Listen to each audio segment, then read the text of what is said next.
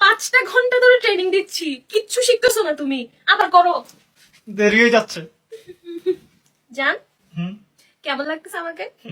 তোমাকে অনেক সুন্দর লাগতেছে। তুমি তো আমার থেকে তাকাও নাই, কি বলে সুন্দর লাগতেছে? বলবা তোমাকে সুন্দর লাগতেছে, তোমার দিক থেকে চোখ সরাইতে পারতেছি না, আবার করো।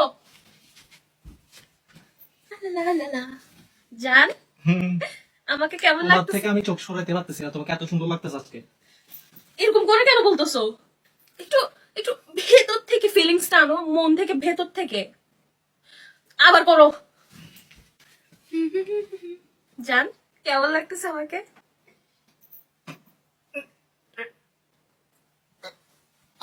তোমাকে অনেক সুন্দর লাগতেছে, আর তোমার উপর থেকে আমার চোখই সরতেছে না। এইভাবে কেন বলতেছো? তুমি বললা না ভিতর থেকে বলতাম। একটা নর্মাল মানুষের মতো বলো, মানুষ নর্মালি যেভাবে কমপ্লিমেন্ট দেয় ওভাবে বলো প্লিজ। আচ্ছা যান, আবার শুরু করো, করো। আবার করো। জান, কেমন লাগতেছে আমাকে?